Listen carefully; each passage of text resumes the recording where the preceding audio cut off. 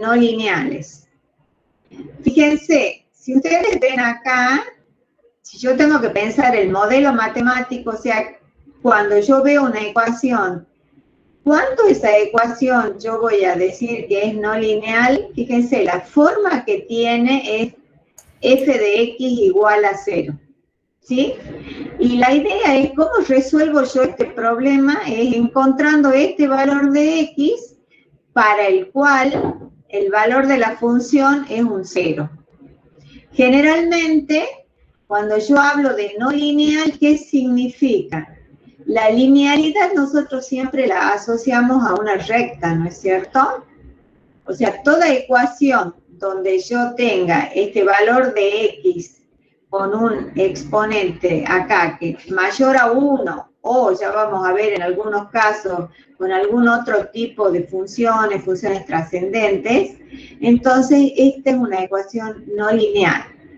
Estas ecuaciones son realmente de muchísima aplicación. Ustedes van a ver que en todos los campos de la ciencia, de la ingeniería, en la biología, en la economía, siempre es muy común encontrar este tipo de ecuaciones.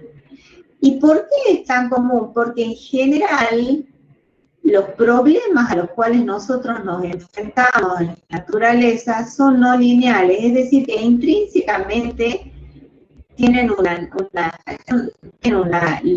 no linealidad, ¿ok?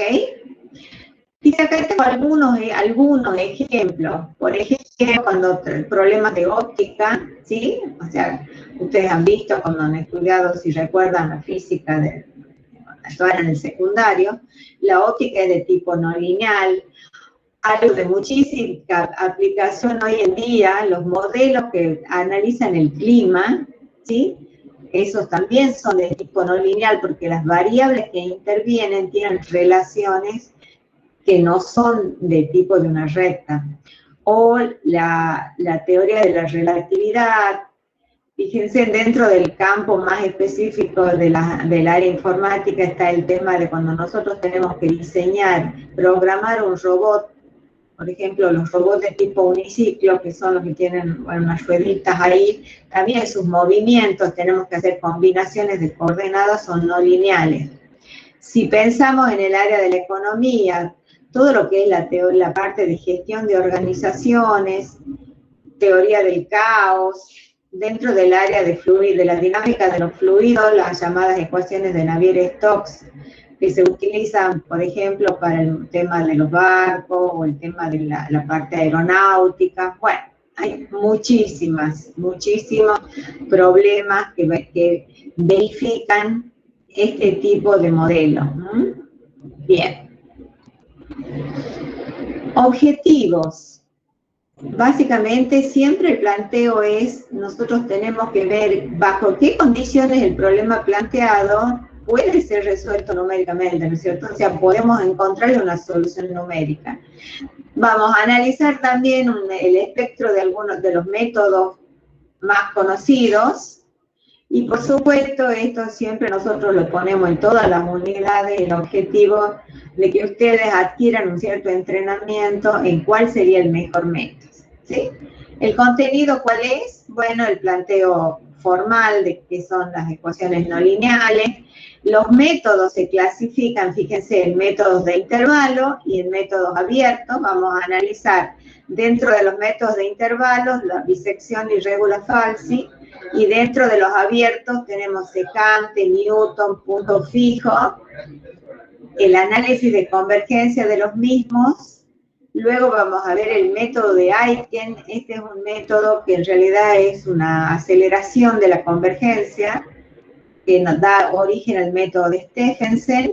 Y luego vamos a ver polinomios. Los polinomios en realidad son ecuaciones, o sea, verifican la condición general de una ecuación no lineal, pero se ha desarrollado una adaptación, digamos, de un método particular por el hecho de que son muy comunes de resolver el calcular ceros de polinomios. ¿Ok? Bien. Entonces, veamos cuál sería la definición formal. Dada una función continua, o sea, fíjense, nosotros estamos estableciendo qué característica tiene la función esta a la cual queremos analizar. Dada una función continua, queremos encontrar un valor x sub 0 tal que el valor de la función en ese punto sea igual a 0. Los valores estos x0 para los que se cumple esta igualdad son las raíces, o también se llaman soluciones, o los ceros de la ecuación. ¿Ok? Bien. Existen muchos casos en los cuales, dada esta ecuación, nosotros la podemos reescribir algebraicamente y encontrarlo al cero de una forma analítica.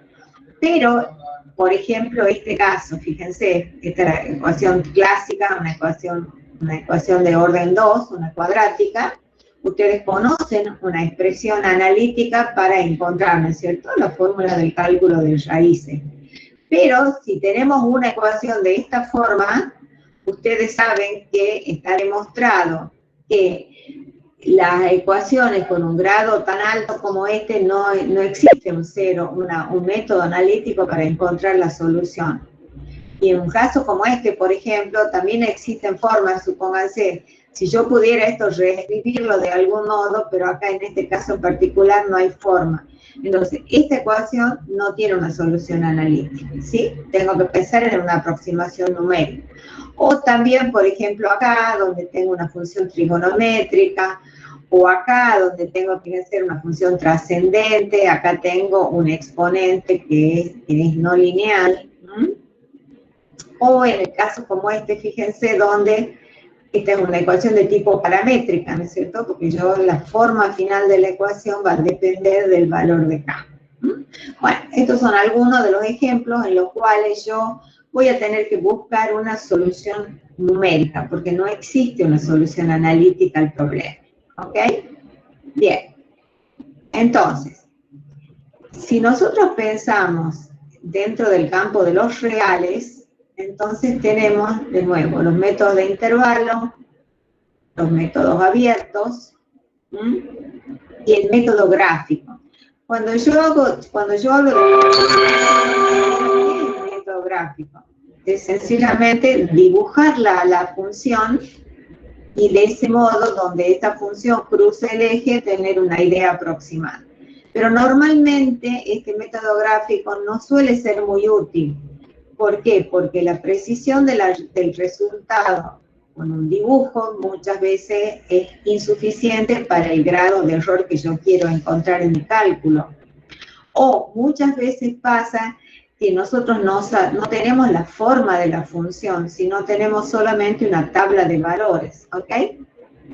Bien, entonces fíjense cuáles serían los métodos probables que podamos utilizar.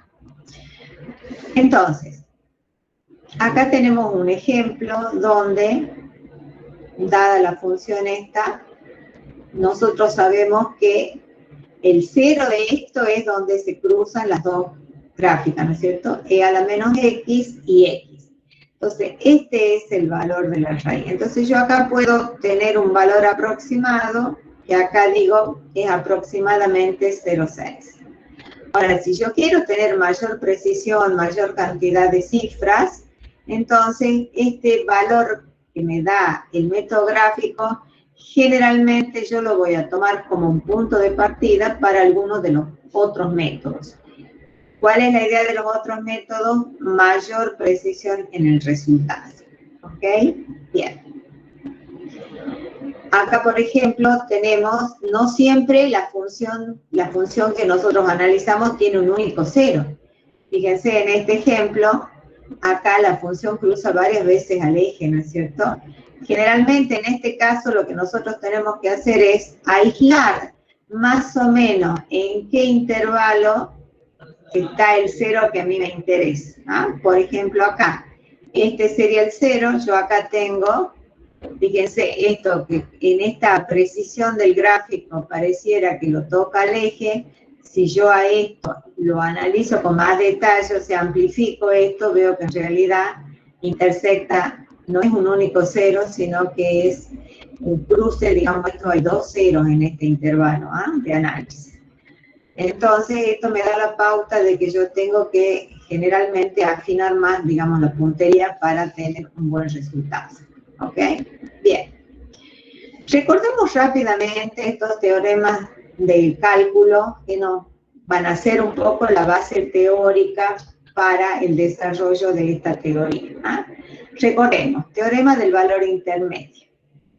Dada una función f definida en un intervalo AB con valores reales, parto de la hipótesis que es una función continua, si el número k es un valor que está entre f de A y f de B, entonces sabemos que va a existir un punto C que es interior al intervalo, o sea, va a existir la C abscisa, tal que el valor de la función en ese valor C va a ser igual a K. ¿Qué es lo que está postulando este teorema? Que si la función es continua, entonces, acá yo tengo, si el dominio de esta función es el intervalo AB, y el rango de valores de f está entre f de A y f de B, tiene que existir acá un punto interior al dominio para el cual el valor de la función en ese punto me va a dar un punto que también es interior al rango. ¿Ok? Esa es la idea del valor intermedio. Ahora, fíjense, una derivación del teorema del valor intermedio es el llamado teorema de Bolzano. ¿Qué plantea el teorema de Bolzano? Como consecuencia de este teorema, de nuevo, bajo las mismas hipótesis, si f está definida en un intervalo AB con valores reales, es continua, y si además, fíjense qué estamos planteando acá, el producto de la función en los extremos es negativo, entonces va a existir un punto interior al intervalo para el cual f de C es igual a 0. ¿Qué quiere decir este teorema? ¿Qué implica este teorema de Bolzano? ¿Por qué esto implica esto? ¿Cómo me lo dirían en sus palabras? Muy sencillo, digamos, muy intuitivo.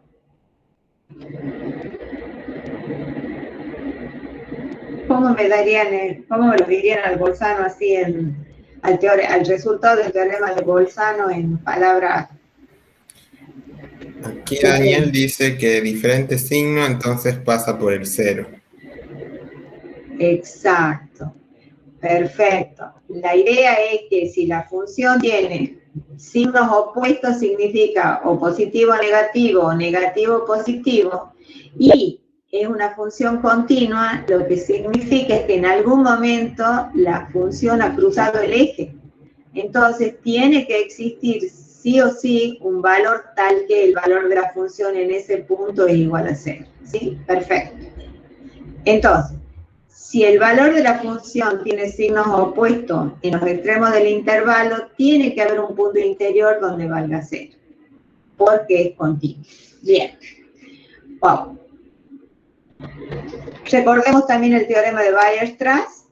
De nuevo, las mismas hipótesis de trabajo. Si la función está definida en un intervalo AB con valores reales, es continua, además se verifica que A es menor que B, entonces el teorema lo que me dice es que el valor de la función en el intervalo S va a ser cerrado y va a ser acotado.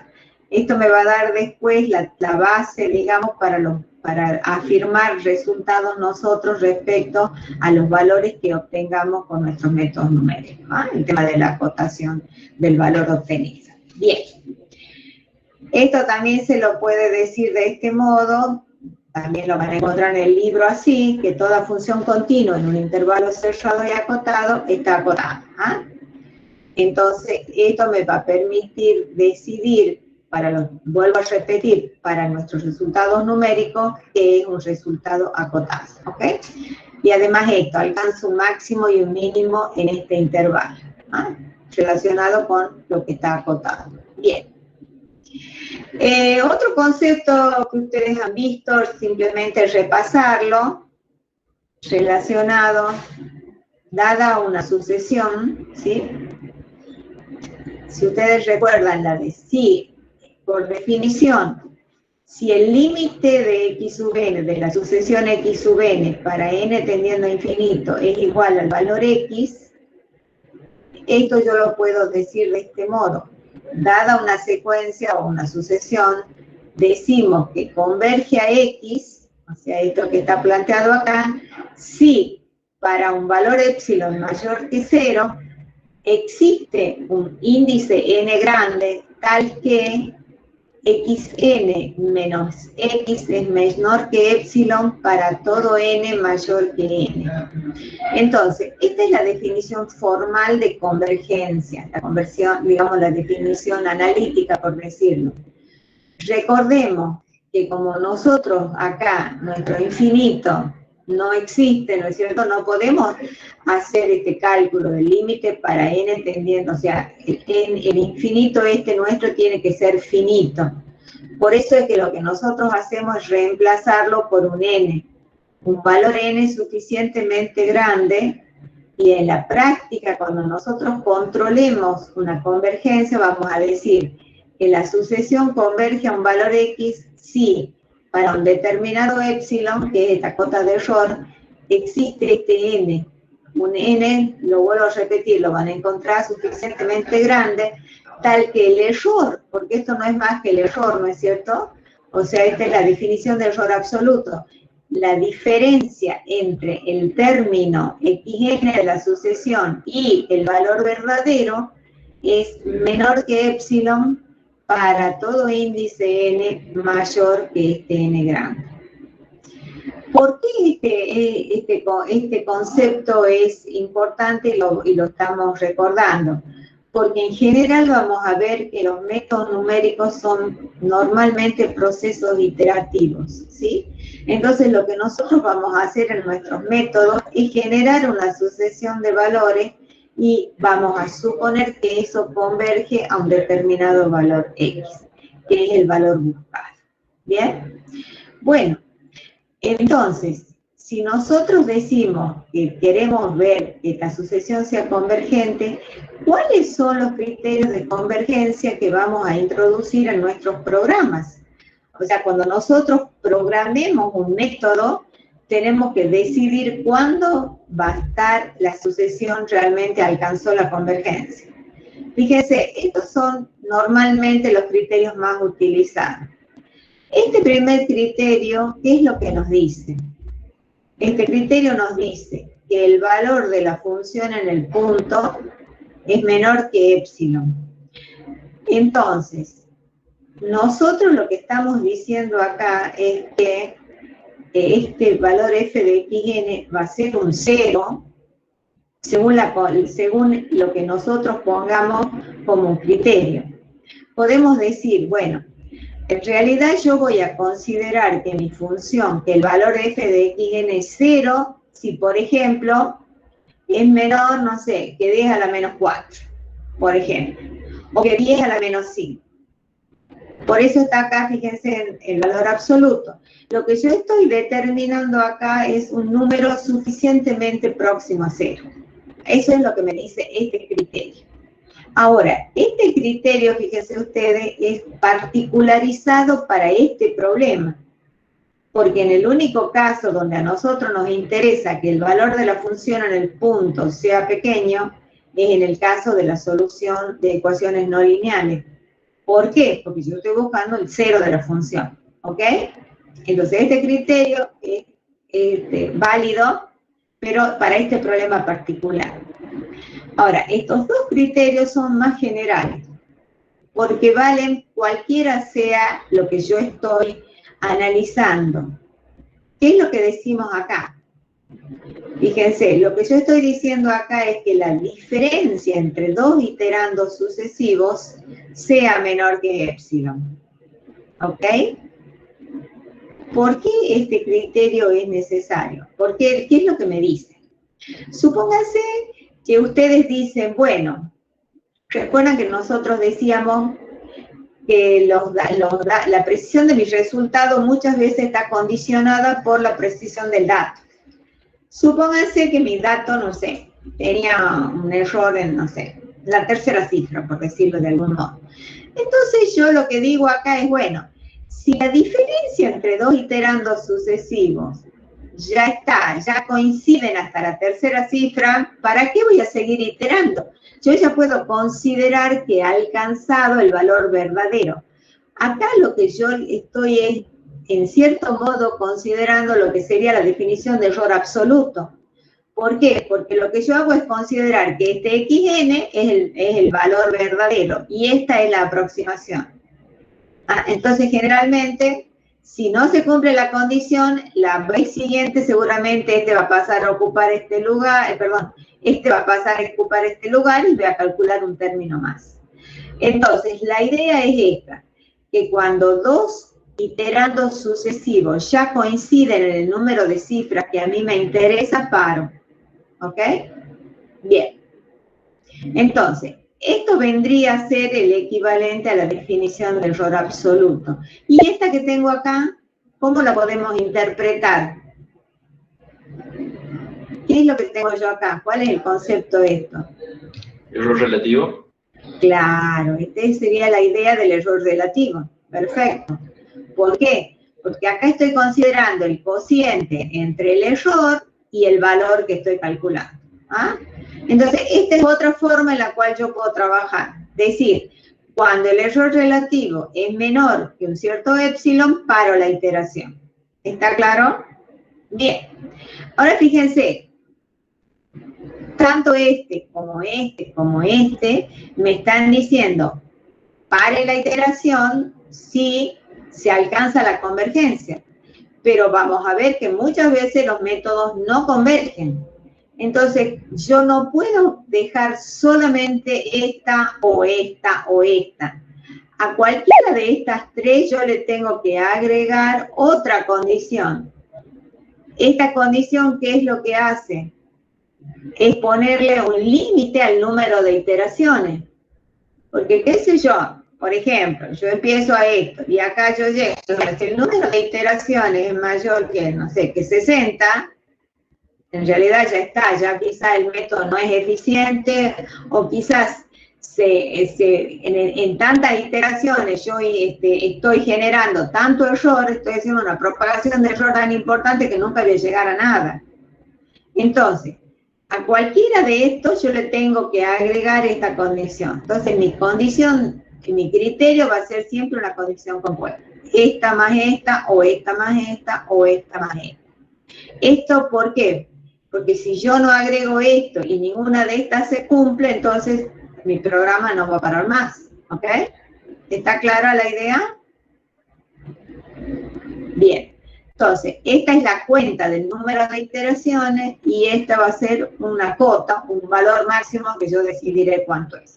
Será 10, será 20, será 30, pero yo tengo que decir, si hasta este valor max yo no se me ha cumplido ninguna de estas, me voy. O sea, voy a poner un mensajito que diga el método no converge. Bien.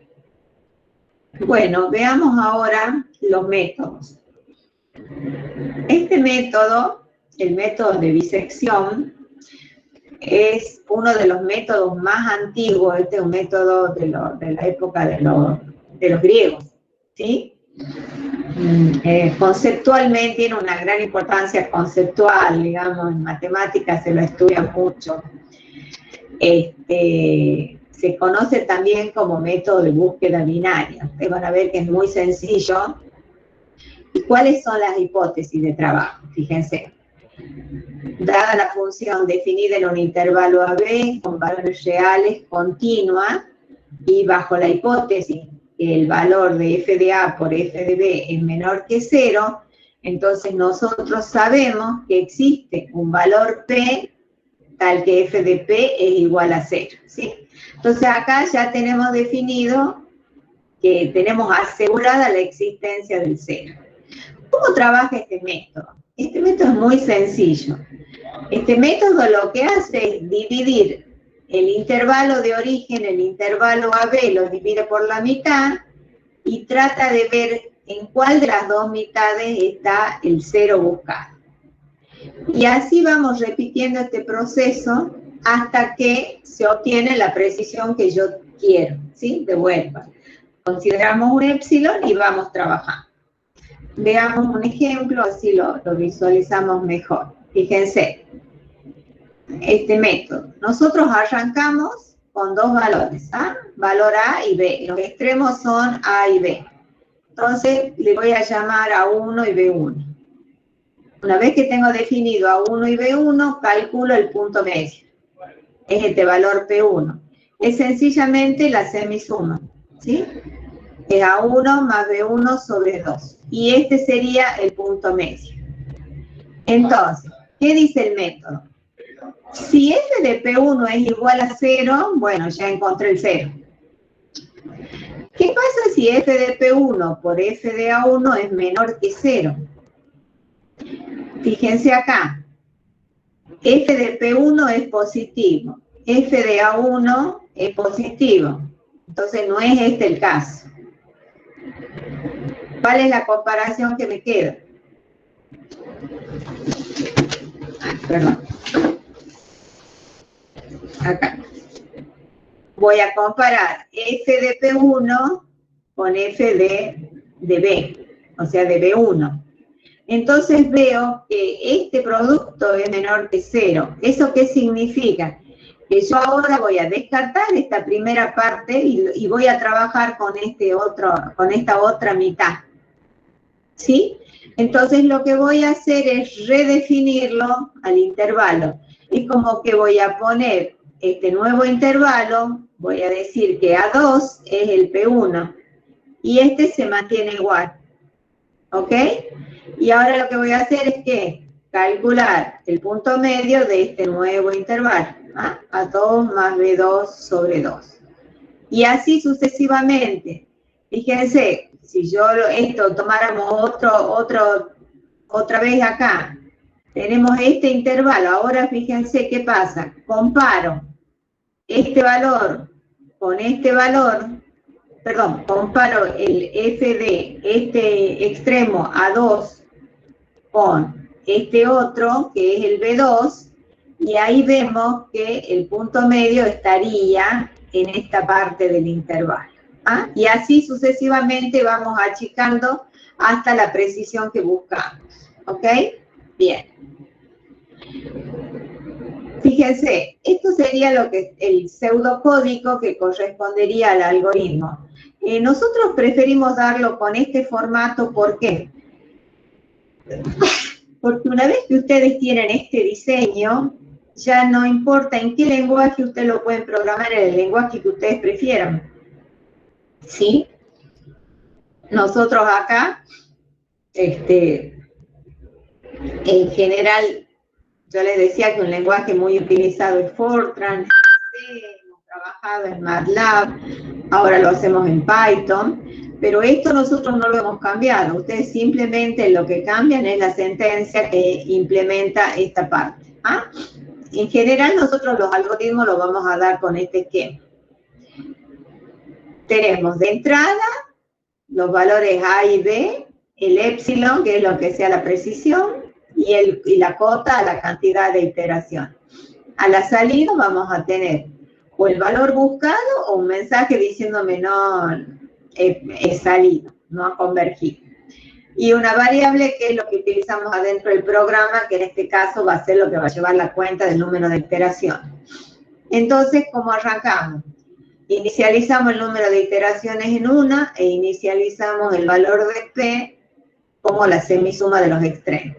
A más B sobre 2. Y esto va a ser una iteración condicional, porque acuérdense que tenemos la condición. Entonces, ¿qué vamos a decir? Mientras, o sea, ¿cuándo voy a seguir yo? Y mientras qué condición sigo iterando. Mientras el número de iteración no pase del número máximo y mientras el valor de la función en el punto sea mayor que la precisión que yo quiero. Esto lo que significa es que no es un 0 dentro de lo que yo pretendo, ¿ok? Este valor es más grande. Recuerden, no es que yo voy a buscar el 0 absoluto, sino que voy a parar esto cuando, por ejemplo, yo tenga, no sé, 10 a la menos 3, 10 a la menos 4, 10 a la menos 5, depende del épsilon que yo ponga acá. Bueno, y acá dentro de la iteración que hago, Incremento el número de iteraciones y después pregunto si f de A por f de P es mayor que 0, voy a redefinir este extremo. Si no, es al revés. El P está en el otro lado y voy a redefinir el extremo superior. Y voy a volver a repetir el cálculo del punto medio, que es la semisuma. ¿Ok? Cuando salgo de acá, pregunto, si la iteración es mayor que max, ¿eso qué significa? Que el método que no hemos tenido convergencia. Y yo le digo, mire, he alcanzado, no sé, 50 iteraciones y no he llegado a la precisión buscada. Si no, es porque ha salido por esta otra condición. Y esta era la condición de mi raíz. Entonces yo digo, la raíz de la función es el valor P. Y luego parar. ¿Alguna duda de este esquema, chicos? Porque esto es lo que después vamos a ver en general, todo lo vamos a desarrollar con esta misma estructura.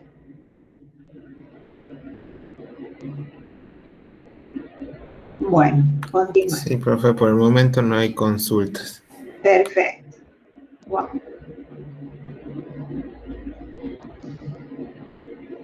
Fíjense, este es un ejemplito.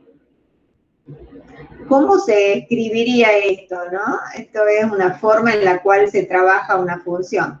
Por ejemplo, acá, calcular el cero de la ecuación, coseno de x igual a x en un determinado intervalo, y me dicen con un error menor que 0.05. Entonces, lo primero que tengo que hacer es reescribir a esta función. ¿Por qué? Porque tengo que dejar de un lado el 0. ¿Se dan cuenta? Entonces la reescribo. Paso todo para un lado y me queda igual a 0. Entonces, todo lo que yo tengo acá sería la f a la cual yo le quiero calcular el 0. Entonces, la función que yo voy a trabajar es esta, x menos coseno de x.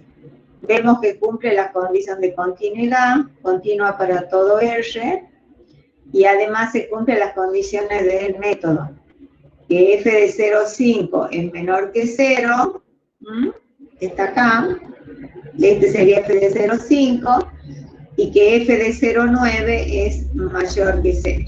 ¿Se dan cuenta? Entonces, fíjense, este es el intervalo en el cual yo tengo que hacer el análisis, y vemos que efectivamente va a existir acá un punto por el hecho de la continuidad y porque el producto en los extremos es menor que 0, estoy segura que existe un punto en el cual la función corta el eje. Ese sería el análisis que ustedes tienen que hacer cuando les dan un determinado problema. Dada la función, reescribirla, ver si cumple las condiciones en los extremos y si la función es continua, entonces ustedes pueden aplicar el método numérico. ¿Ok? Bien. Fíjense cómo trabaja el método. Lo he hecho así porque me parece que es más fácil de seguir. Nosotros arrancamos, tenemos A igual a 0,5, B igual a 0,9. F de 0,5 es menos 0,37 y F de 0,9 es este valor. Calculo el punto medio. El punto medio es la semisuma de estos dos, ¿se acuerdan ustedes? El punto 0,7.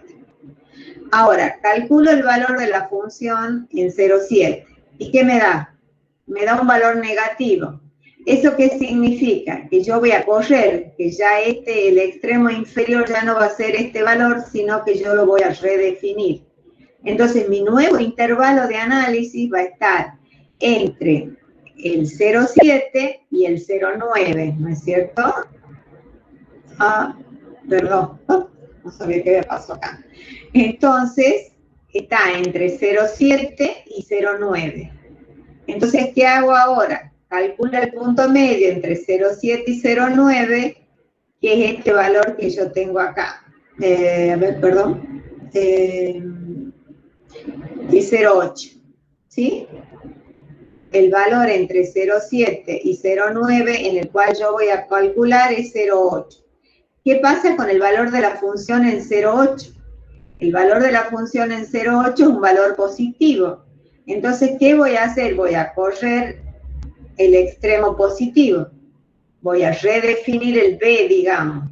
O sea, el A, fíjense, se mantiene.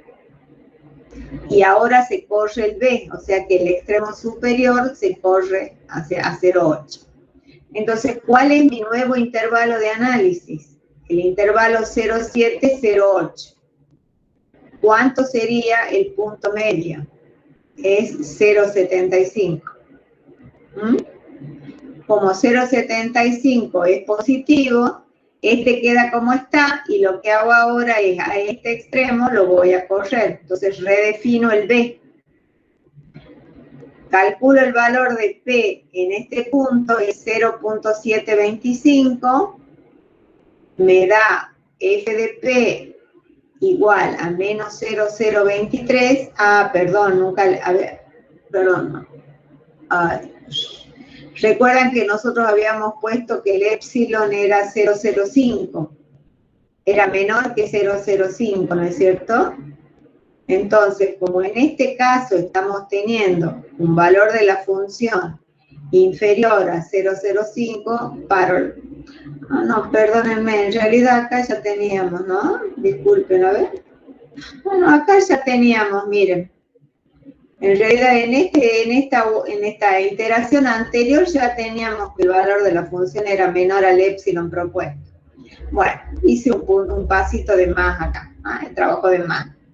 ¿Pero está clara la idea?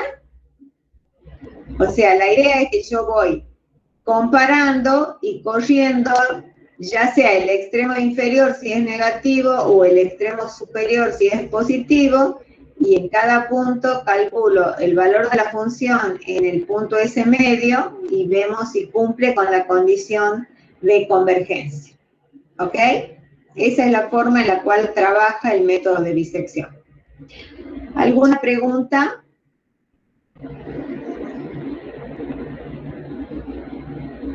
No, ninguna. Bueno, bárbaro. Bien. Asociado a este método de bisección hay un teorema, hay un valor teórico, digamos, que uno puede utilizar, que es el siguiente. Dada una función definida en AB con valores reales, continua, y de nuevo, suponiendo que el producto de la función en los extremos es menor que 0, sabemos que existe un punto tal que FP es igual a 0. Entonces, lo que me plantea este teorema es que la sucesión de aproximaciones P sub n, que está obtenida por el método de bisección, ¿sí? Y el error, que es la diferencia entre el valor verdadero y el valor de la sucesión, para todo n, verifica esta propiedad. ¿Qué es lo que me dice esto? Esto me dice que el error que yo cometo cuando aproximo al valor buscado con el valor P sub n de la sucesión está acotado por este valor, B menos A sobre 2 a la n más 1. Esto es un resultado teórico. Yo en general no vamos a demostrar teoremas. Yo, chicos, desde ya, si yo doy algún teorema, la idea es que ustedes sepan, no tienen que saber las demostraciones, pero sí sepan qué inferencia, o sea, qué consecuencia tiene el resultado del teorema en cuanto al método, sobre todo a los errores de los métodos en general. Este resultado, ¿qué lectura puedo hacer yo de lo que me está diciendo este teorema? Lo que me dice este teorema es que en el paso n, digamos, de la sucesión, el error que yo cometo está acotado por el ancho del intervalo, porque esta es la distancia que hay en los extremos del intervalo, dividido en 2 elevado a la n menos 1. O sea, hay una relación entre el error y la cantidad de iteraciones. ¿Esto cómo lo podría usar yo en la práctica? ¿Cómo podría aplicar yo este resultado en la práctica? En la práctica yo podría decir, bueno, ¿cuántas iteraciones tengo que hacer yo si quiero que el error sea del orden de, no sé, de 10 a la menos 4? Es decir, lo que me permite este teorema es inferir la cantidad de antemano, saber cuántas iteraciones, o sea, ya no sería un condicional. sino que yo diría, bueno, por ejemplo, yo sé que en 10 iteraciones voy a obtener un error de tal orden. Eso sería la aplicación que tenía este resultado, ¿sí? Bueno, esa es lo que a mí me interesa que ustedes sepan, y a veces cuando hagamos preguntas teóricas, ya sea en el final o a veces en las preguntas que les hagamos en los prácticos y demás, o en los parciales, van a ir preguntas de este tipo, ¿sí? O sea, respecto a los teoremas, ninguna, de nuevo, ninguna demostración, sino simplemente qué información adicional respecto a convergencia o a error me da un determinado teorema, ¿ok? Bien, entonces repito, este resultado de este teorema lo que me dice es que yo puedo de antemano, si yo sé cuál es el orden del error que quiero obtener, cuántas iteraciones necesito para obtener ese error. Bien. ¿Qué ventajas tiene este método? La convergencia está asegurada, ¿sí? Porque yo en todo momento lo mantengo, digamos, voy acotando el intervalo, nunca voy a, digamos, siempre estoy diciendo que el producto de la función en los extremos sea negativo, o sea que siempre sé que lo estoy rodeando al cero. También es útil, ay, no sé qué le pasé, y es útil, bueno, útil como una aproximación para otros métodos. ¿Qué desventajas tiene? Bueno, la principal es esta, la tendría que haber puesto al comienzo, es muy lento, ¿ah? Que tiene la convergencia muy lenta. Por eso es que normalmente en la práctica no se usa. Y otra cosa que si ustedes hilan un poquito más fino, acá, en cuanto a los datos que yo tengo, solamente tiene en cuenta el signo de f de x y el valor de las abscisas. Por lo tanto, si en una aproximación intermedia, o sea, si el 0 adentro de ese intervalo que yo considero me daría un mejor valor, lo vamos a perder ese dato, ¿ah? Porque solamente está trabajando no con el valor de la función, sino con las abscisas y con el signo de la función, ¿ok? Por eso es que una mejora de este método es este otro, que se denomina el método de regula falsa. Este método ya es un poquito más, ya es de los romanos. Este método de regula falsi viene en realidad de regla falsa, de latín, o de la falsa posición, se llama también. ¿Ah? ¿Cuál es la idea subyacente en este método? Lo que hace este método es, fíjense, fíjense, si esta es la función, esta que está acá más gruesa, la que está en negrita, lo que hace este método en esencia es tratar de aproximar el 0 de la función con el 0 de la recta que pasa por los extremos del intervalo. Entonces, fíjense, la teoría, digamos, ¿cuál sería lo analítico? Dada una función, de nuevo, las condiciones son las mismas, dada una función...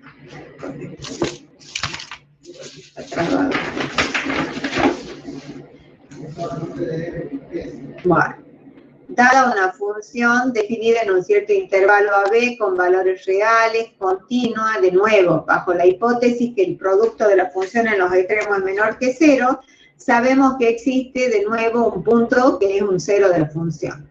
Entonces, ¿cuál es la idea de este método? Fíjense, yo arranco trabajando con tomo los dos extremos, o sea, los valores del intervalo, trazo la recta que pasa por los dos puntos. Donde esa recta corta el eje, ese va a ser el valor. El mismo análisis que yo hacía antes para el punto medio, ahora lo voy a hacer con el punto de intersección. Entonces, ¿qué voy a hacer ahora? Ya encontré otro punto. Entonces, comparo el valor de f en x1 por el valor de f en x2. Como tienen el mismo signo, ¿qué es lo que hago? Voy a correrlo al extremo inferior del intervalo para acá. ¿Ah? ¿Por qué? Porque yo sé que el 0 está en esta otra mitad, en esta otra, no, perdón, ya no es mitad. El 0 está en este otro intervalo, entre x0 y el nuevo punto. Entonces, corro este extremo para acá Y de nuevo, vuelvo a repetir el mismo procedimiento. Trazo la recta que une estos dos puntos. La recta que une el punto este X2 y este otro punto.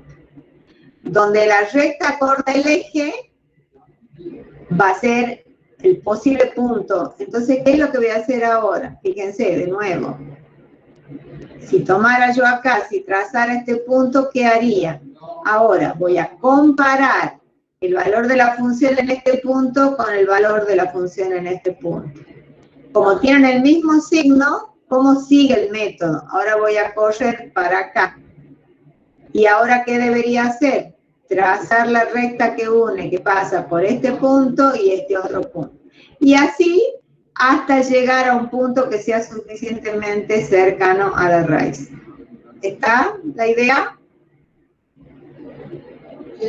Bien. ¿Cuál es el principio? Ustedes lo van a encontrar en algunos libros con este concepto, con un concepto geométrico en realidad, fíjense, para derivar la expresión del método. O sea, recuerdan, arrancamos de X0 y de X1.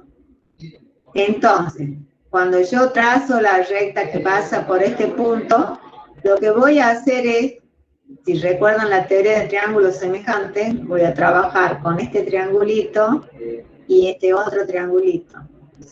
Por el principio de triángulos semejantes, yo sé que f de x1 sobre x2 menos x1 es proporcional a f de x0 sobre x2 menos x0. ¿Ah?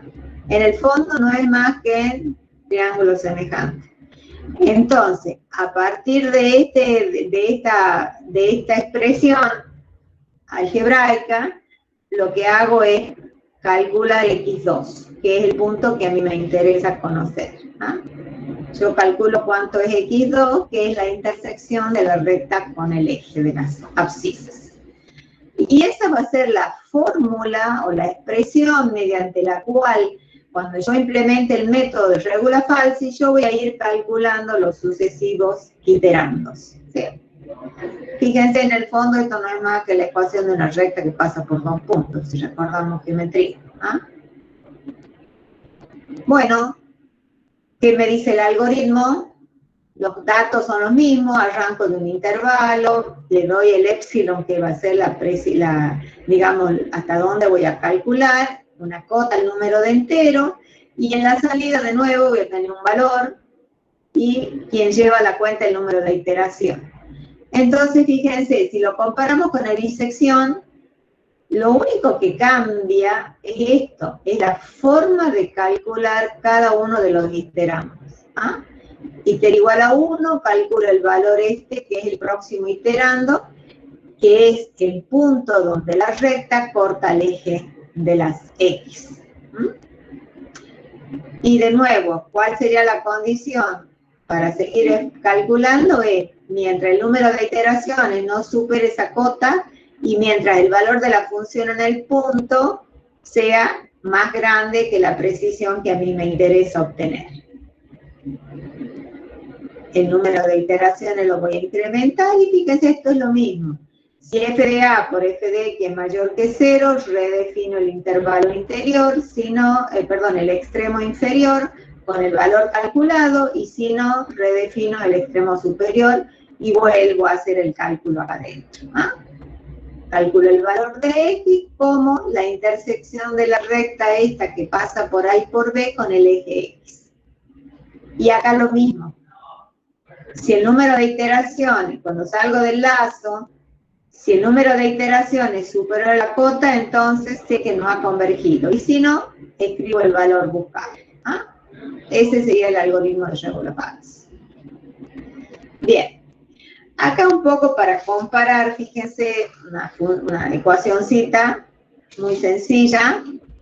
Esta es una ecuación cúbica, que tiene, esta es la expresión de la ecuación, en un intervalo 1, 2, yo sé que entre 1 y 2 tengo el 0. Si lo resuelvo con el método de bisección, fíjense qué pasa. Al cabo de 20 iteraciones, tengo el valor de la función, una precisión bastante buena, ¿eh? Con este orden de precisión. Si resuelvo la misma ecuación usando regula falsi, fíjense, he demorado un poquito menos. No vamos a decir muy mucho, pero regula falsi en general es un poco más rápido que el método de disección. ¿Alguien me puede hacer alguna observación si compara ambos? ¿Qué comentario me harían respecto a los valores de AB en bisección y los valores de AB en regula falsi? ¿Hay algo que les extrañe, que les parezca diferente?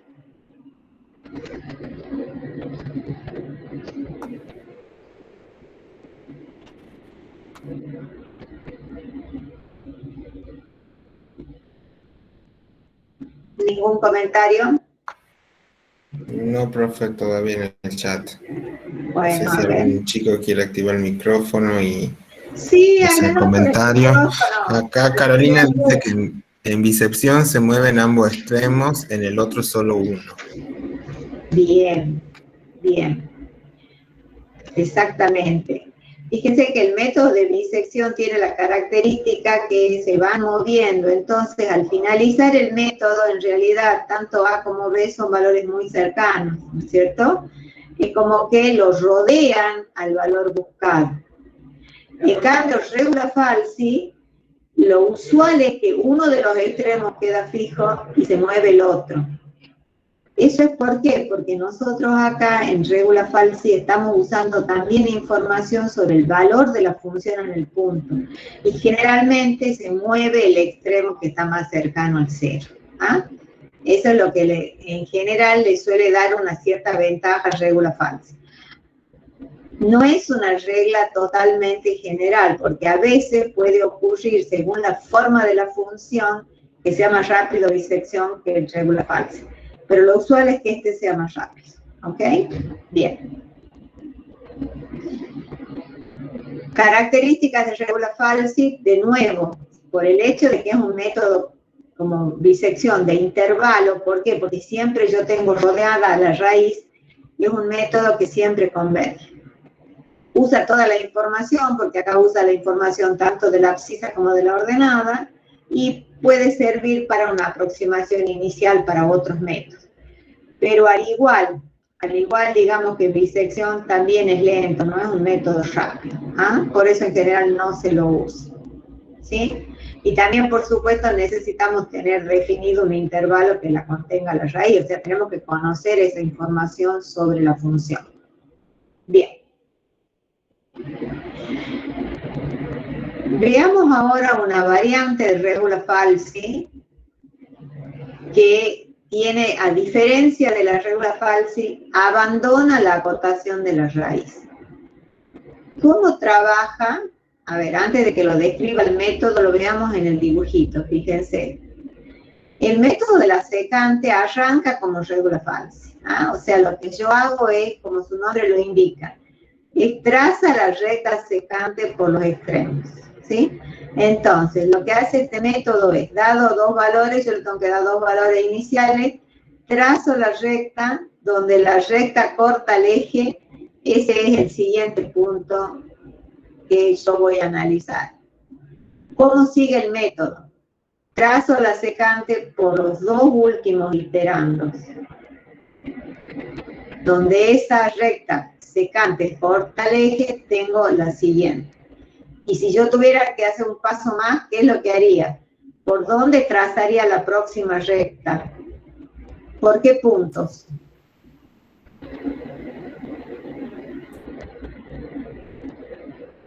Por los dos últimos iterandos, o sea que yo utilizaría el X2 y X3, y por ahí trazaría la próxima secante. ¿Cuál es la diferencia fundamental con el método de regula falsi? Que yo ya no pregunto si el intervalo que tengo que trabajar contiene la raíz. Por eso es que ya dejó de ser un método de intervalo. Entonces, ¿cómo sería la forma del método de la secante? Partimos de dado una función, dado dos valores iniciales, por supuesto que sean diferentes, ¿no es cierto? Obviamente, tiene que ser un intervalo. Entonces, el siguiente iterando, ¿cómo se calcula? Fíjense. De nuevo, es la intersección de la recta secante por los puntos xn y xn menos 1, la intersección con el eje de las x, ¿sí? Es decir, donde y es igual a 0. ¿Ah? Esa es la idea, porque de nuevo, recuerden que lo que nosotros hacemos es aproximar el 0 de la función con el 0 de la recta secante. Y eso nos da la expresión del método. Entonces, este es el método. Entonces, acá, ¿cuál es la diferencia entre este algoritmo y el anterior? Por supuesto, tengo dos valores iniciales, tengo el épsilon que me da la tolerancia, tengo una cota, el número de valores entero, y este es la salida, o tengo la solución o un mensaje de no convergencia. Entonces, inicializamos acá en 0, inicializamos los dos valores xn-1 y xn con los valores a y b. Y acá preguntamos, mientras la diferencia entre dos iterandos sucesivos sea mayor que épsilon y el número de iteraciones sea menor o igual que max, ¿qué es lo que tengo que hacer? Calcular cada nuevo iterando como la intersección de la recta secante con el eje de las x. Calculo el valor y luego ¿qué hago? Redefino. ¿Por qué? Porque yo ahora lo que voy a hacer es reasignar los valores. Una vez que he calculado un xn más 1, ¿qué es lo que hago? Redefino. Pongo en xn menos 1 el xn anterior y en xn el xn más 1. Y entonces lo que voy haciendo es iterando hasta encontrar la condición. De nuevo, esto es lo mismo, fíjense en esto es siempre igual. Puedo haber salido porque superé el número de iteraciones permitidas o porque encontré la raíz buscada. Eso es todo. Acá tenemos un ejemplito de aplicación, fíjense de esto. Dada la función esta, x quinta más x cubo más 3, y tomamos como valores iniciales el intervalo menos 1, menos 1.1. Y lo que me piden es que yo calcule el 0 con una precisión, fíjense, de la milésima. El error tiene que ser menor que una milésima, que sería la menos 3. Entonces, arranco con este valor de xn, siendo este el eje de xn, y acá tengo el valor calculado usando, ¿recuerdan? Esta formulita. Xn más 1 igual a tanto. Calculo el error. El error es la diferencia entre el nuevo iterando y el anterior. Me da una décima. Ahora voy a redefinir. Lo que era el xn más 1 pasa a ser el xn. El valor de f en ese punto es este, 0,05. Calculo el xn más 1. Calculo el error. Fíjense cómo ha pasado de una décima a 6 milésimas. Hago una nueva iteración. Entonces, el xn más 1 pasa a ser el xn. Calculo el valor de f de xn. Calculo el xn más 1. Entonces, fíjense acá cómo el orden del error ya ha disminuido. Ya está en la cuarta cifra decimal. O sea que ya se cumpliría la condición, digamos, respecto del error. Y si yo calculo el valor de f en ese punto que encontré ahora, vemos que el valor de la función en ese punto es de 10 a la menos 4. ¿Ok? Acá le hice una vuelta más, fíjense cómo si yo volviera ya utilizando esto, que ya estaba en la precisión que yo quería, pero si yo calculaba una vuelta más, fíjense qué pasaba. Ya las dos iteraciones eran iguales. O sea que considerando ese número de cifras de precisión, ya tendría un error cero. Pero bueno, esto es con esta precisión. Pero acá, digamos, yo ya con este valor, yo ya considero que se ha cumplido. y ahí es donde yo tengo, este sería mi cero, de nuevo, cero entre comillas, el valor de f de x igual a 10 a la menos 4. ¿Ok? Eso sería, fíjense cómo mucho más rápido yo puedo obtener el valor. Bien. Si tengo que hablar sobre el método de la secante, vemos notoriamente más rápido que los métodos de intervalo. No es necesario que la f cambie de signo en el intervalo considerado. O sea, no es una condición para la implementación del método. ¿Cuál es su gran desventaja?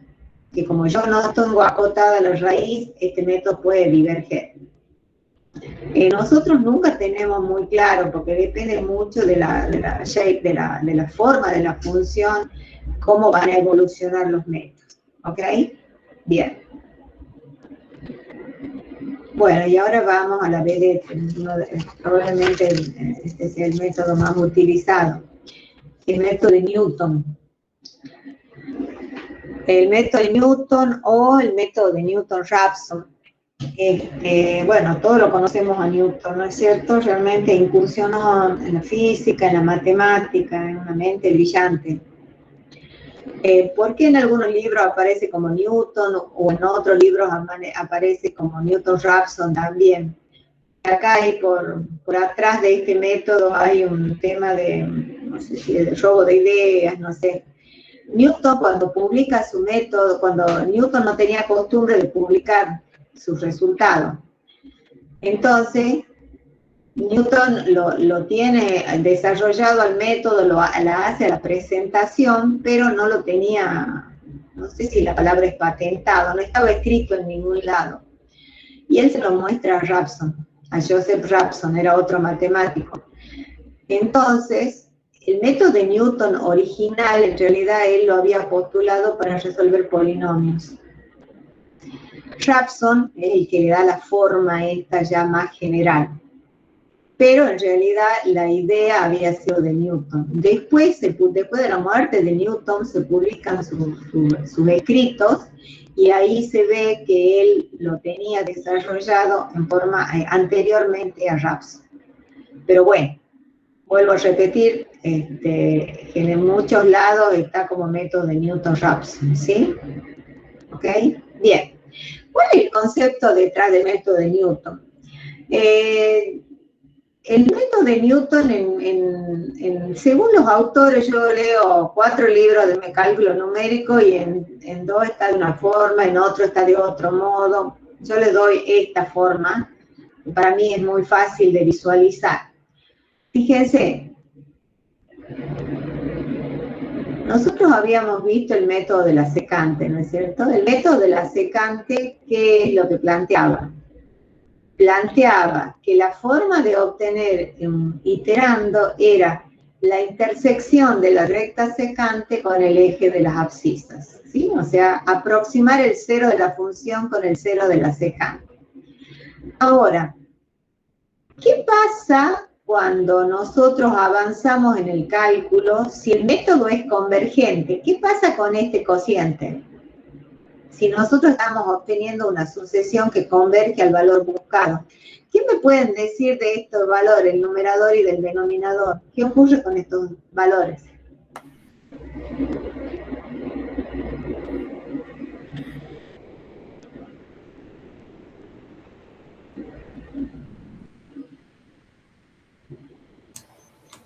Y que es la variación de x sobre la variación de y, entonces vendría a ser la derivada de la función. Tenemos la variación de x sobre la variación de y. En realidad tenemos la derivada al revés, ¿no es cierto? Porque la definición de derivada es, es delta de y sobre delta de x, ¿no es cierto? Claro. Es delta de y sobre delta de x. Está perfecto eso. Por eso es que la tenemos en el denominador al f'. Pero en realidad, ¿por qué pasamos de este cociente incremental a esta f'? ¿Recuerdan cuál era la idea? Si la sucesión esta converge, entonces, ¿qué va a pasar? Estos dos valores van a ser cada vez más cercanos entre sí, ¿no es cierto? porque el xn va a ir tendiendo, y cada vez el xn y el xn menos 1 van a ser más próximos. Y además, ¿qué pasa con los f? Si lo que nosotros estamos buscando es un 0, en realidad estos valores también van a ser cada vez más pequeños. Por eso es que lo que yo voy a tener acá en el límite, digamos, voy a tener prácticamente 0 y 0 acá. Por eso es que yo, después de una cierta cantidad de iteraciones, puedo considerar que la secante tiende a hacerse una tangente. Estos valores se aproximan mucho entre sí, el delta de i también, entonces estos se aproximan mucho. Por eso es que yo puedo pensar en reemplazarla a la pendiente de la recta secante por la pendiente de la recta tangente. Y esa es la f'. Esa es una forma en la cual yo puedo derivarlo al método de Newton. ¿Cómo sería la implementación de esto en la práctica? Es muy sencillo, fíjense ustedes. Yo acá solamente necesito un valor inicial. Parto de un valor x0 y lo que hago es trazar la recta tangente a la función, y donde esa recta tangente corta el eje, ese va a ser el siguiente término de mi sucesión. De nuevo, considero el valor de la función en ese punto, trazo la recta tangente por ahí, donde eso corta el eje, ese es el siguiente, y así sucesivamente. Esa es la idea del método de Newton. La verdad es que es brillante. Es sencillamente aproximarlo al 0 de la función con el 0 de la recta tangente. ¿Ok? Bien. ¿Qué es lo que ganamos con esto? Fíjense ustedes. Bueno, veamos cómo sería el algoritmo. Yo acá ya no tengo dos valores iniciales, sino que tengo solo uno. De nuevo tengo el epsilon, tengo la cota, el número de iteraciones, y en la salida, como siempre, o tengo la solución o tengo un error de no convergencia. Acá lo que hago es simplemente inicializo en un valor x1 que yo sé que es diferente del valor inicial, y el esquema es muy similar, comparo el x1 con el x0, que yo sé que de entrada obviamente son diferentes, y digo, mientras el número de iteraciones de dentro de la cota, mientras la diferencia entre dos iterandos sucesivos sea mayor que el epsilon, simplemente voy redefiniendo. Y la expresión que tengo es x1 igual a x0 menos f de x0 dividido en f' de x0. Y así voy generando la iteración. ¿Ok? Bien, es muy sencillo el algoritmo. La verdad que eso es lo otro hermoso que tiene este método. Muy eficiente y muy fácil de implementar. Fíjense, acá tenemos un ejemplito. El que habíamos visto hace rato. No sé si es mío. Bueno, no importa. La función es x cubo menos 2x cuadrado más x menos 3, y ahora voy a arrancar con un valor inicial 4. ¿Qué hago en la primera iteración? Calculo la derivada, por supuesto. ¿Y qué hago en la primera iteración? x1 es igual a x0 menos f de x0 sobre f' de x0. Tanto, x2 es simplemente voy a reemplazar donde antes estaba x0, ahora voy a poner x1, entonces en todos estos valores x1, me queda x2 es x1 menos f de x1 sobre f' de x1, me da este valor. Tercera iteración, x3 es x2 menos f de x2 sobre f' y reemplazo. ¿Cómo calculo el error? Sencillo. xk menos 1 menos xk. Entonces, la primer cálculo que voy a restar x1 menos x0 me da un error de 1. Acá x2 menos x1, 0,5. En la tercera, x3 menos x2 me da 0,22. A ver, como quien hace un calculito. Cuéntenme cuánto vale x4 y cuánto vale x5. Y cuánto valen los errores correspondientes. A ver, háganlo a ese cálculo, por favor.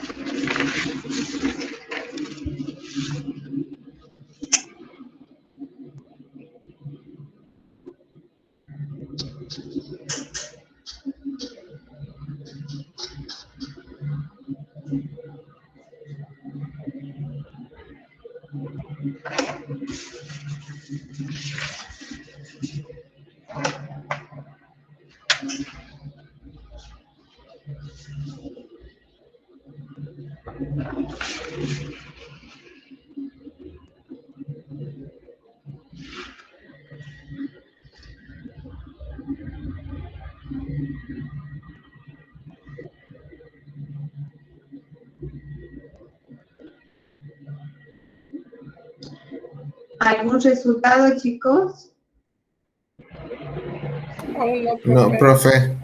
Nada, Bueno, todavía no hay bueno. resultados. Siguen haciendo las Esperamos. cuentas los chicos. Bueno, perfecto. Esperamos un poquito.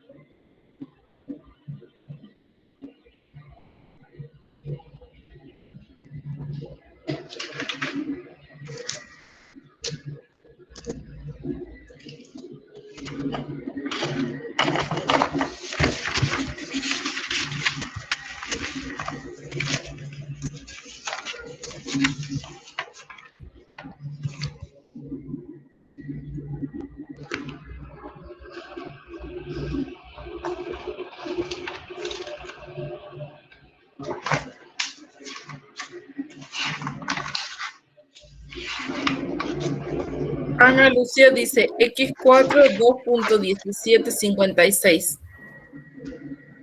Perfecto, muy bien, muy bien. Perfecto. Sí, es un poco oneroso el cálculo, pero no es complicado, ¿no es cierto? Simplemente calcular un poquito.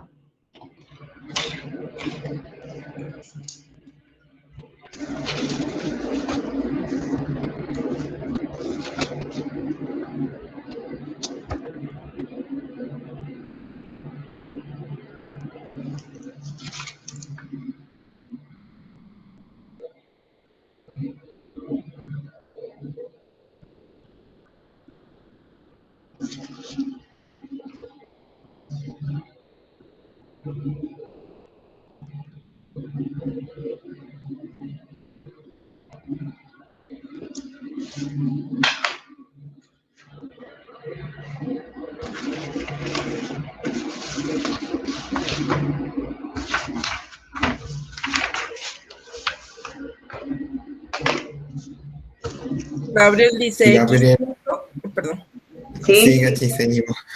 X5 igual a 2.1745. Perfecto. Muy bien. Bueno, Podrían- perfecto. Y los errores no sé. No pusieron. Bueno, los errores los dejo para que los calculen, ¿ah? Los errores quedan para que cada uno los calcule y me los cuenta en la clase que viene, pero háganme acordar si no yo me olvido, ¿ah? Bien. Muy bien. Entonces, fíjense que este es un método muy fácil de implementar, digamos, y que en general rápidamente llegamos a un buen resultado, ¿sí? Eso se nota, digamos, con el orden del error. Pero veamos algún otro ejemplito para que lo visualicen mejor. Fíjense, ¿se acuerdan esta ecuación que ya la hemos resuelto con los otros métodos que vimos? ¿Ah? Entonces, ¿qué es lo que voy a resolver? La ecuación coseno de x menos x, y ahora voy a partir de un valor x sub 0 igual a 0. ¿Ah? ¿Se acuerdan que antes habíamos trabajado con el intervalo 0,5, 0,9? Y lo habíamos implementado usando bisección, por ejemplo. Bueno, ahora lo voy a tratar de resolver al mismo problema, pero utilizando Newton. Para eso, ¿qué hago? Encuentro la forma de la función, encuentro la forma de la derivada y la escribo. Disculpe, profe. ¿Sí? Ahí donde Sí. dice coseno de x, es un menos x. Ahí arriba que está el igual. F de x igual. No, ahí donde dice ejemplo, dice calcular En el rojo. cero de la ecuación, y dice coseno de x igual a x. Sí. Sería menos x.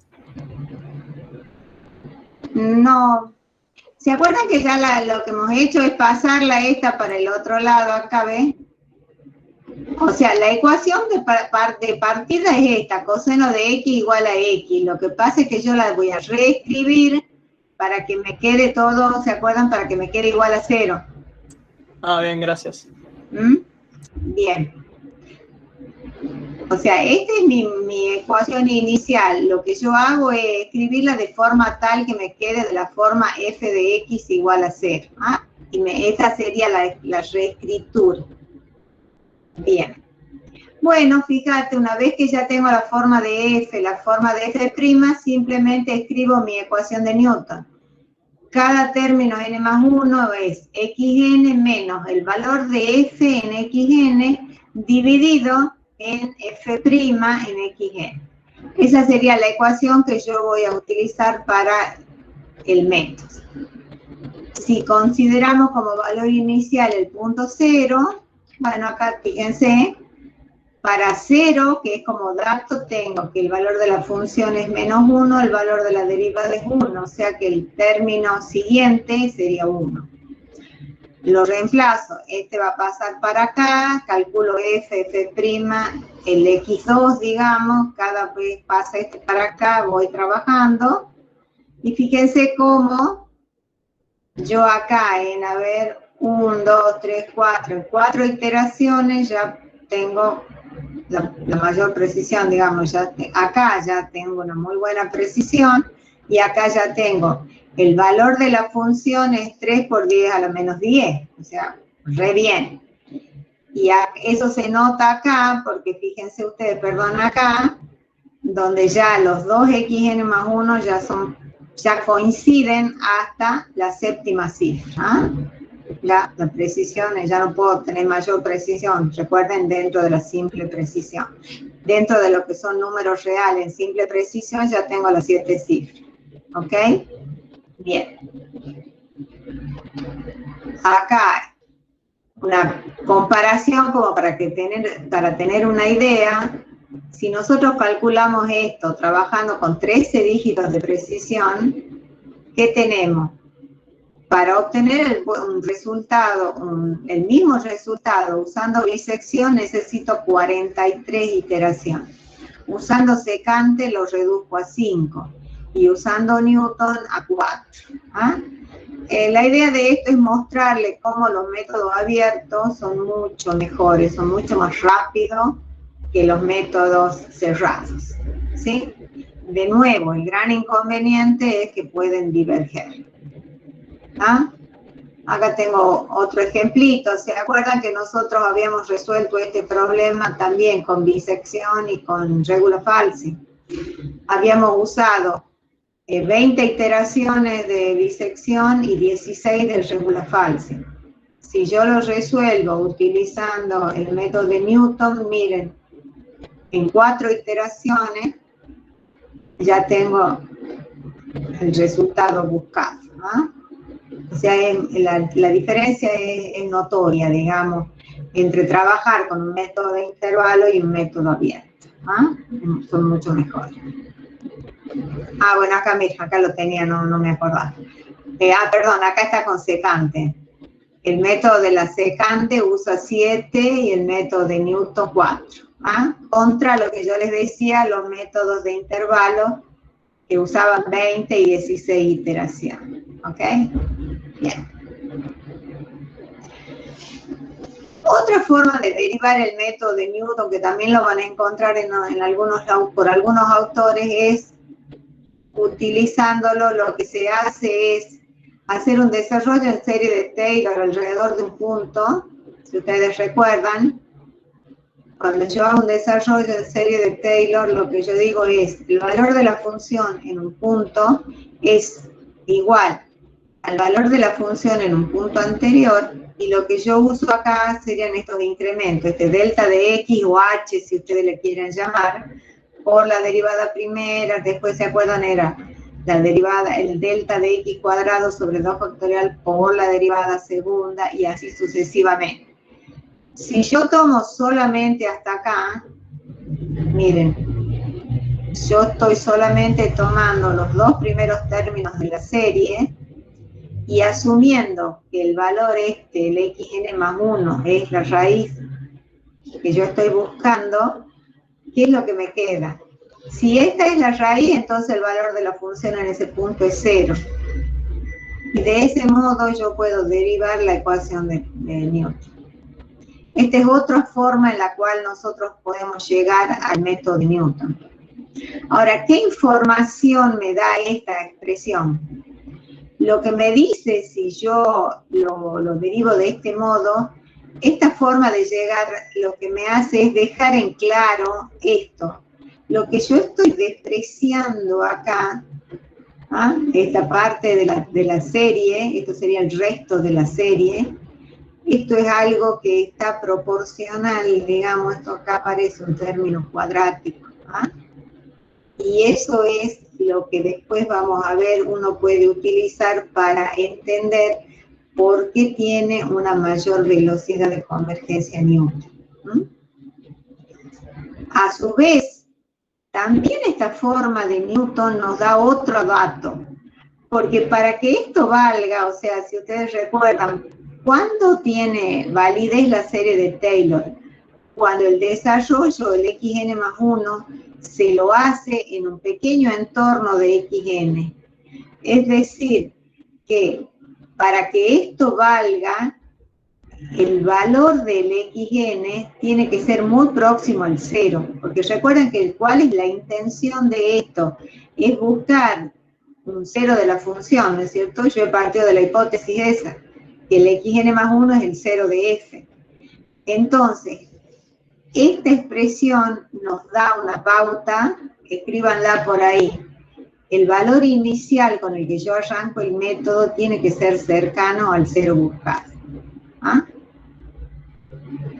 Bien. Acá, ventajas. El método de Newton, la gran ventaja de Newton, esto lo deberíamos poner así, destacado, es la velocidad de convergencia. Eso es el motivo por el cual es probablemente el método más utilizado, ¿ah? Porque es el más rápido. Y cuando uno busca que un algoritmo sea eficiente, digamos, es muy importante en qué tiempo lo realiza. Otra ventaja que tiene Newton es que permite calcular raíces complejas, que ninguno de los anteriores lo permitía, ¿ah? Ninguno de los otros métodos permite calcular raíces complejas. La única precaución, lo único que ustedes tienen que tener en cuenta es que si ustedes quieren que el método de Newton les calcule un valor complejo, ustedes tienen que trabajar con aritmética compleja. O sea, le tienen que dar un valor inicial que sea complejo y luego trabajar con aritmética compleja. Porque si no lo hacen así, si ustedes se olvidan, lo que va a hacer el método es va a converger a la parte real. Acuérdense que un complejo en realidad es un par ordenado, ¿no es cierto? Tiene la parte real y la parte imaginaria. Si ustedes no tienen la precaución de de trabajar con aritmética compleja dentro del lenguaje, lo que hace es mostrarles solamente la componente real de la raíz compleja, ¿ok? Eso hay que tener precaución. Desventajas. La principal desventaja es que es necesario conocer la derivada. Recuerden que muchas veces, muchos problemas que a nosotros se nos plantean para calcular, para resolver usando Newton, o sea, cálculo de raíces de un cero, no tenemos la forma de la función. Lo único que nosotros tenemos es un conjunto de valores. Tenemos una tabla de valores y nosotros a partir de esa tabla de valores tenemos que inferir en lo que nos están pidiendo. ¿Ah?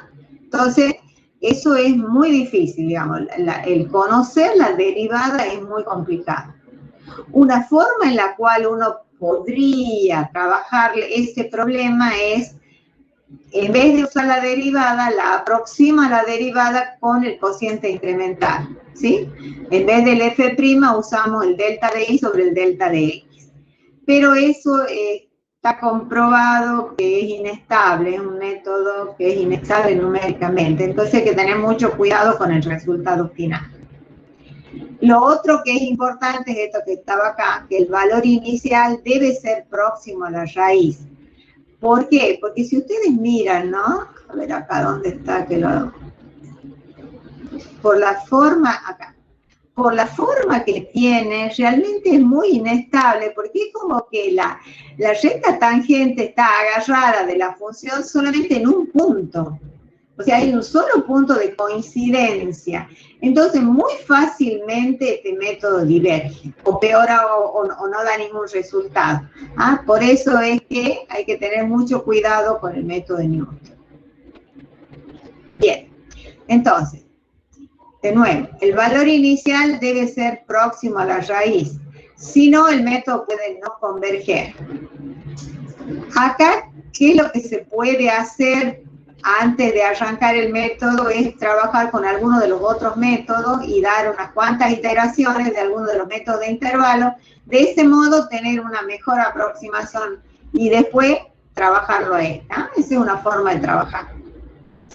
No hay en la literatura, no se ha logrado encontrar, los matemáticos no han encontrado un criterio general de convergencia para este método, ¿ah? Que sería realmente un gran avance, sino que la convergencia depende de la forma de la función. Si se puede, una forma de tener una mejor idea de dónde es el valor inicial es dar una estimación gráfica, ¿ah? Lo que habíamos visto al comienzo. De ese modo tendremos una idea. Vuelvo a repetir si la conocemos a la función. ¿Ok? Bien. Acá a título de ejemplo, aplicación de Newton en el plano complejo. Esto es matemático Arthur Cayley en el 1879. Él enunció este problema y trató de resolverlo. Él dijo: si partimos de un punto aleatorio del plano complejo, ¿a qué raíz de la función? Él lo planteó para un z cubo, ¿no? Digamos, pero este es un resultado que después se puede generalizar. Él pensó, dado, o sea, yo voy a poner un valor inicial cualquiera, entonces, ¿a cuál de las tres raíces? Estas son las tres raíces que tiene esta ecuación, ¿no? Esta ecuación, acuérdense que si la ecuación es, si acá tengo un exponente par, voy a tener siempre pares conjugados, ¿no? Y si es impar, voy a tener uno real y los otros van a ser pares complejos conjugados. Entonces, la pregunta que él se hace, yo le doy en forma aleatoria, pongo un valor inicial y ¿para dónde va la solución? ¿Ok? ¿Y qué es lo que él encuentra? Y es algo que después se ha trabajado mucho. Él dice que una propiedad básica de esta ecuación no él dice, sino que demostró, es que las soluciones son los llamados puntos atrayentes de las iteraciones. Fíjense ustedes cómo este es el dominio que correspondería, digamos, al... Este dominio que está acá corresponde a cada una de las raíces. Son las 3 raíces que están acá. Si nosotros las coloreamos, por supuesto, encontraríamos que hay 3 dominios que en algún lado se intersectan y que, fíjense, coloreando según la cercanía que tenga a los límites que hay entre, o sea, acá hay límite entre estos 2 dominios que corresponden a la solución de cada una de las soluciones y esta otra, y acá es como que se entrecruzan, fíjense. Acá encontramos lo que serían las fronteras, tenemos, se entrecruzan las soluciones. Bueno, en base a esto que Kyle les anunció, después se siguió trabajando y se plantea lo que se conoce como la teoría de los fractales. No sé si los han escuchado en álgebra. Un fractal es una forma que presenta una simetría de escala. ¿Eso qué significa? Fíjense ustedes que si nosotros acá, lo mismo que la misma expresión que tenemos acá, la tenemos acá, más chiquita, más chiquita, más chiquita, más chiquita, la tenemos acá, ¿sí? O sea que siempre va apareciendo la misma figura, se va repitiendo en forma, a medida que nosotros generamos, se van repitiendo. Por ejemplo, que tenemos acá, miren, esto es una forma de generar los fractales usando este método de Newton. Para eso, ¿qué se hace? Se encuentra la raíz de la ecuación polinomial, lo que hace simplemente es aumentar el grado de la ecuación, ¿cierto? Y así se van planteando las soluciones, van generando esto. Acá, por ejemplo, tenemos las 6 raíces representadas por los distintos colores, ¿no es cierto? Y entonces acá, una forma, si nosotros queremos resolver la ecuación z a la sexta menos 1, obtenemos esta expresión utilizando el método de Newton, ¿sí? Bien, en este caso, nosotros tenemos, tendríamos correspondiendo a cada una de las raíces, tenemos un color diferente, ¿sí? Tenemos tenemos el amarillo, el verde, el azul, el naranja, y no veo los otros colores más claritos que tenemos por acá.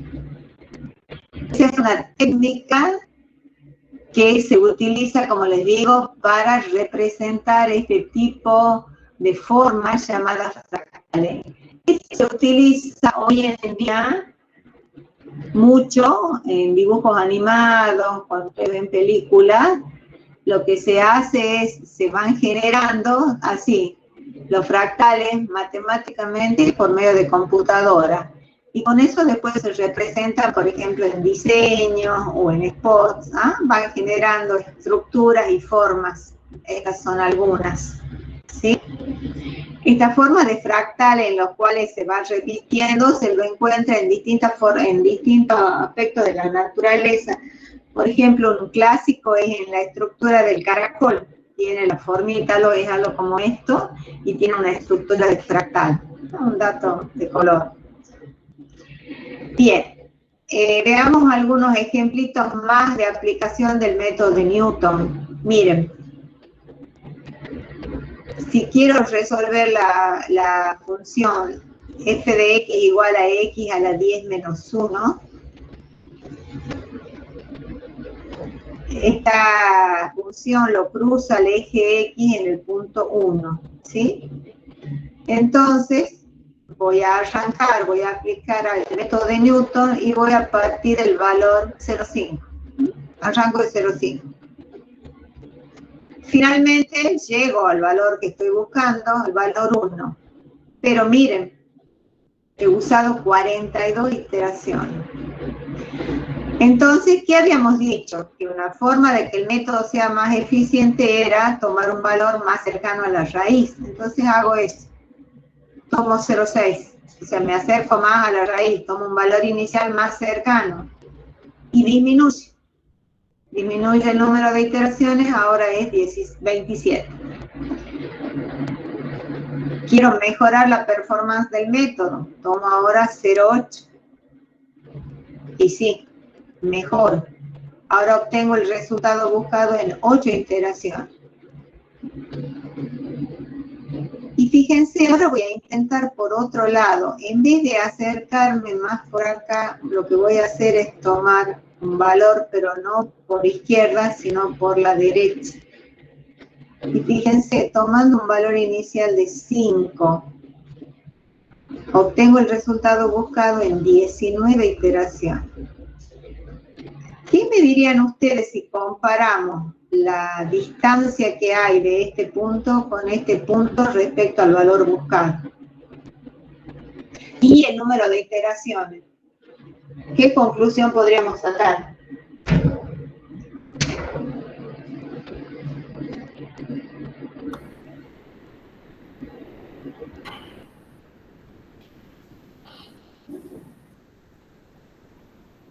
¿Qué me dirían ustedes? A ver.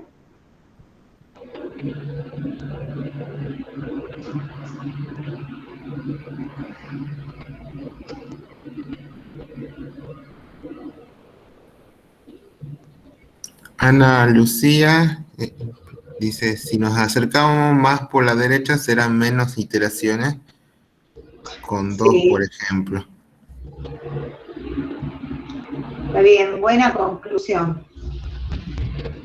En realidad, si yo comparo, fíjense, la distancia que hay de este punto inicial al valor buscado y esta distancia, lo que observamos acá es que en este caso, con un valor bastante más alejado del 0, que en estos casos estoy necesitando un menor número de iteraciones para llegar al resultado.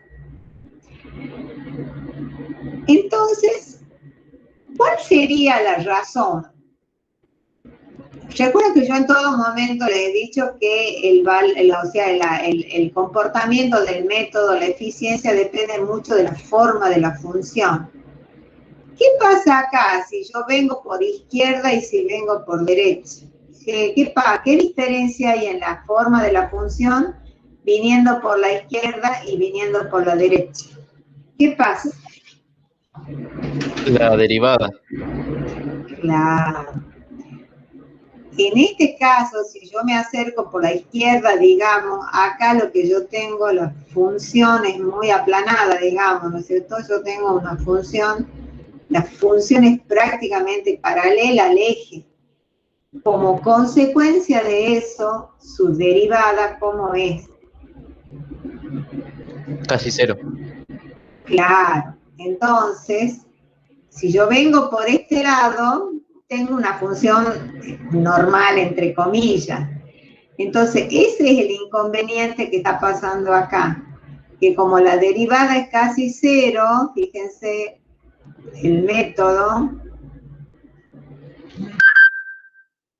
Wow, no lo voy a encontrar ahora. Acá.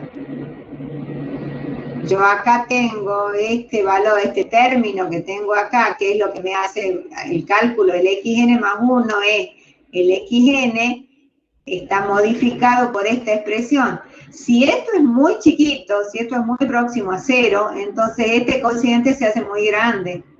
Entonces ahí eso nos genera un problema en el método. ¿Ah? Eso genera que el método, si converge, lo hace más lentamente. ¿Ah? Ese es el inconveniente cuando tenemos una función que tiene una derivada muy pequeña. ¿Ah? Y es el caso que habíamos jugado. Es el caso que se nos presenta acá.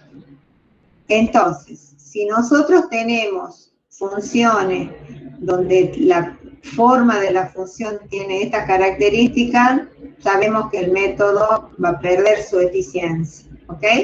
Entonces acá miren ustedes, si nosotros hiciéramos un análisis inicial de la gráfica, diríamos, no me conviene tomar valores iniciales desde la izquierda me conviene más tomar valores iniciales desde la derecha, ¿ah? Analizando el gráfico.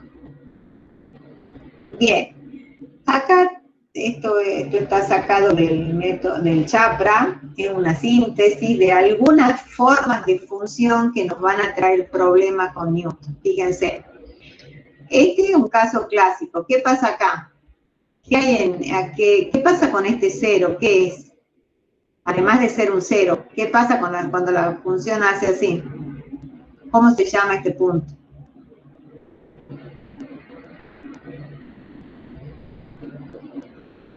Donde cambia la curvatura del... Bruno dice punto de inflexión. Perfecto, un punto de inflexión. Si no se acordaban, acá está. ¿Ah? Cuando la derivada segunda es igual a 0, ¿se acuerdan? Eso es un punto de inflexión.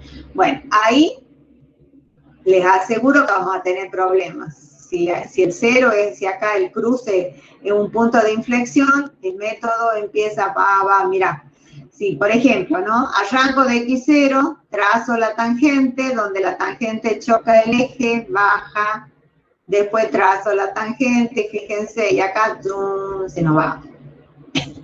Eso, si la gráfica tiene esta característica, vamos a tener inconvenientes. Otro caso, donde también puede haber inconvenientes, es cuando tengamos máximos o mínimos locales. ¿Ah? Por ejemplo, en este caso, tengo un mínimo local. Entonces, ¿qué pasa si la curvatura es de esta forma? Entonces, el método empieza a oscilar, o sea, la tangente, fíjense, pasa por acá, viene para acá, donde este corta, acá, a ver, espérate, el x0, perdón, viene para este lado, acá, acá el punto, perdón. Pasa por acá, choca acá, vengo para acá, choca acá, vengo para acá, viene para acá. O sea, lo que va a ocurrir es que va a empezar a oscilar alrededor y me va a ser muy difícil llegar al valor que estoy buscando. Porque se pierde, digamos, en esto. Hay que tratar de evitar estos máximos o mínimos locales. O saber que el método no va a trabajar bien. También acá, fíjense, en este caso, supónganse que hemos visto, creo que al comienzo, esta es una función que tiene varios ceros, ¿sí? Entonces, supónganse que ustedes están buscando este cero. Entonces, ¿qué es lo que hacemos? Agarramos un punto que está próximo a este cero. ¿Y qué pasa? Trazo la tangente por ese punto, donde este corta, traza la función, y fíjense que ya me alejo del cero.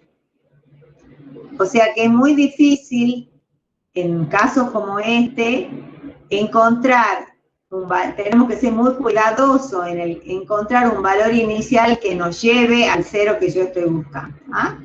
Esto nos puede traer inconvenientes.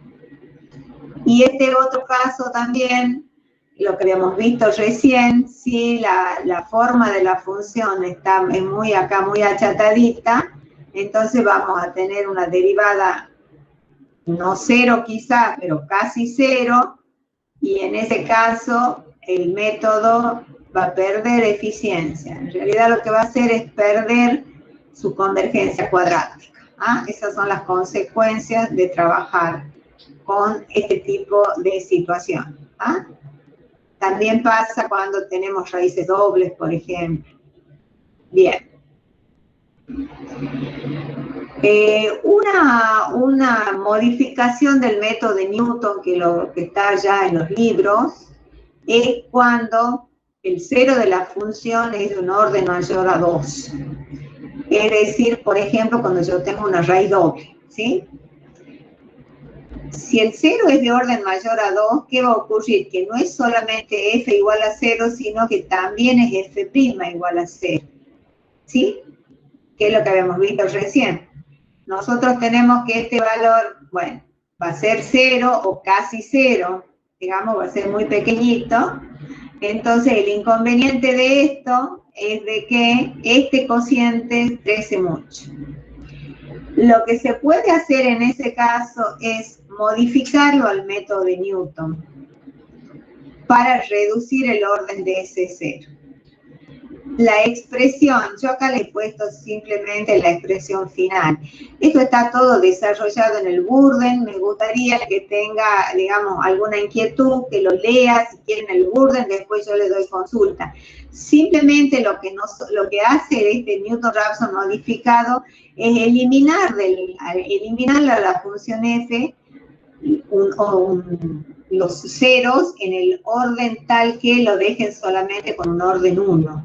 La expresión resultante, después de hacer los trabajos, después de que algebraicamente se lo modifica, es esta expresión. Entonces, esta sería la F9, digamos, F sobre F' de la de Newton-Raphson modificada. Entonces, si esta nueva función de iteración verifica la condición de continuidad, entonces lo que hemos logrado es que ya no es el método, ya esta función no va a tener una convergencia lineal, sino que va a mantener la convergencia cuadrática. Lo único, por supuesto, es que esto involucra un poco más de trabajo, ¿no es cierto? Al escribirla la expresión, ustedes tienen que hacer los cálculos esto y trabajar con esta ecuación. En vez de usar esta ecuación, van a tener que trabajar con esta ecuación. Pero logran el hecho de disminuyen el orden del 0 a un orden 1.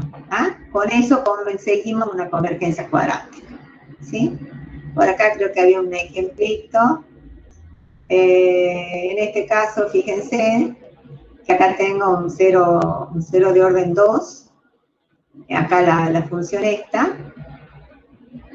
Simplemente, ¿qué es lo que hacemos? El método de Newton común, digamos, que es f sobre f', tiene esta expresión.